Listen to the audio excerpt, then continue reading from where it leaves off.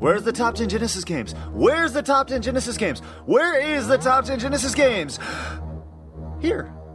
The best of the best from good old 90s number 2. And remember, it's just one game per franchise. So where the hell does your favorite land on the list? Oh, this is going to be fun.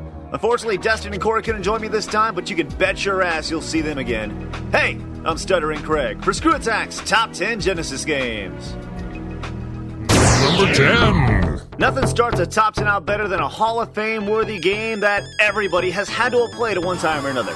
Golden Axe tells the story of a half-naked chick, a dude in blue undies, and a midget with horns and a giant-ass axe who fight through hordes of baddies in straight-up old-school beat-em-up action. 8 levels of dragons breathing fire. Some of the most horrid death screams in video game history. And, of course, beating the crap out of those little magical elves.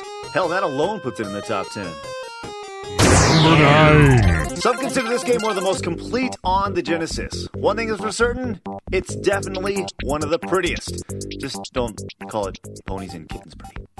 Vector Man is essentially a dude made of balls going around shooting balls at other dudes and robots. The bosses are big and it just plays so smooth. It was so successful, it got a sequel, and then was never heard from again. That is until it was thrown on about 1 million Best of Genesis compilations. Number 8. You can't call yourself a Castlevania fan if you haven't got your hands on this one. You just can't do it. Bloodlines featured 2 different playable characters, each with his own strengths, and is considered one of the hardest games in the series. I mean, look at this stage. What the hell is going on with that? I mean, who thinks of this stuff? Huh. Oh, that guy does. Staying true to the whip as many candles as possible, even in a high-tech factory, while kicking as much ass as possible formula that made this series such a big hit, this ass-kicking was different. Mostly because it was bloody. So bloody, in fact, that in Europe they actually censored the game and called it Castlevania The New Generation. Man, you're always getting screwed. Number 7. Appearing at the height of rodent-based side-scrollers, Rocket Knight Adventures was vastly overlooked when it came out, and we have no idea why. Aside from having some of the most fun gameplay on the Genesis, it featured a possum named Sparkstrew who had 2 things to beat everybody down in its way: a sword and a rocket pack. And aren't those pretty much the only 2 things you need to be awesome? Survey says... Ding, ding, ding, ding, ding, ding, ding. Number 6. If you fancy yourself as hardcore, then Shinobi 3 is for you. Easily the best game in the franchise, it features everything you want in a ninja game. Crazy ninja powers, jumping off walls with your ninja skills, and ninja... surfboards? Yeah, that might have been stolen from somebody. So what is the coolest thing about Shinobi 3? Well, one of his superpowers is to go kamikaze. That's right, he takes one for the team and hurts himself to kill others on the screen. Man, ninjas are like the ultimate team player. Number 5. Phantasy Star 2 was just like every other RPG when it came out on the market. Just on steroids.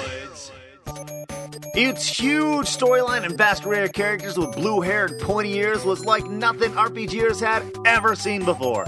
And pulling a Final Fantasy VII a good decade ahead of time by killing off a lead character, gamers were shocked to see such a thing in a game. That's some groundbreaking stuff. Number 4. The NES had Contra, the Neo Geo had Metal Slug, and the Genesis had Gunstar Heroes. It had everything you'd expect from an incredible shooter. Crazy-ass guns, explosions everywhere, and co-op play. There's a reason why Gunstar Heroes is one of the most popular Mega Drive games in Japan. If you're down with shooting everything that moves, how can you not be down with this game? And if you're down with fighting games, well, at least the last guy looks like M. Bison. Number 3. Ah, the glory days when you could stab a guy with a knife and not have to worry about getting an M rating. A series that was made solely to compete with Final Fight. If you were a Genesis whore, you swore by Streets of Rage. Rage 2 was our favorite in this series, mostly because it didn't jump the shark with a freaking kangaroo boxer like in 3. The only downfall to 2 was that they took out the crazy-ass super moves from the original. I mean, who didn't love having a police car as backup to come in and destroy everything on the screen?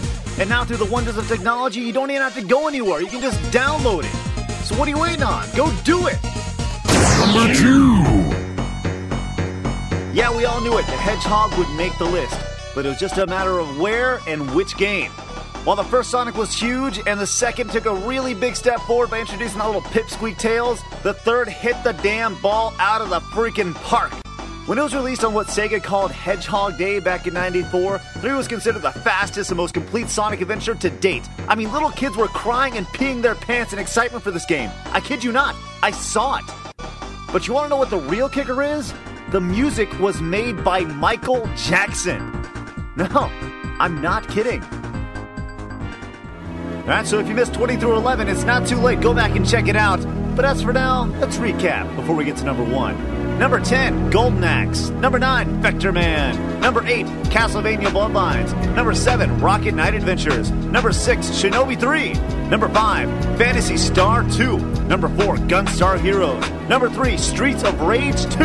And number 2, Sonic 3.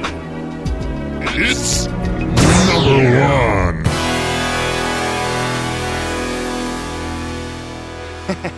Yeah, we're just kidding. Number 1.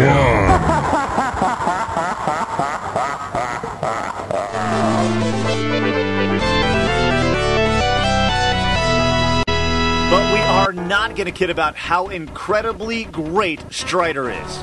Almost a perfect port to the Genesis from the arcade, Strider was one of the games that made you proud to own a Genesis instead of an NES.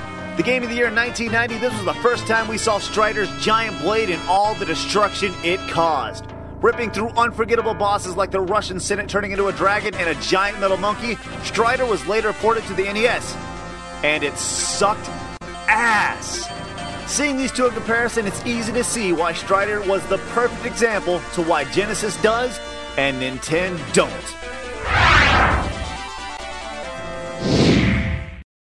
Hey, alright, so we're not done yet. We got an incredible top 10 coming up that we need your help with. It's something very near and dear to us here at Screwattack. I'm talking about video game music. But here's the catch. We're not looking for just an entire soundtrack. We're looking for just one theme. That can be anything, but we're only looking for one song per entire franchise. That's right, only one song per Mario, one song for Final Fantasy, one song for every video game franchise ever. This is the best of the best. Alright, so how do you get involved? Go to Screwattack.com, click the Top 10 Video Games Theme button, and give us the game, track, and exactly why you think that song should be on the list. Now be specific. We want to hear exactly how that tune changed your life. With something like music, this is something that we cannot do alone, and we're not going to. So now is your chance to be a part of what we're doing. So get on it. Who knows? Maybe coming up in October, you'll be seeing your name in our Top 10 list.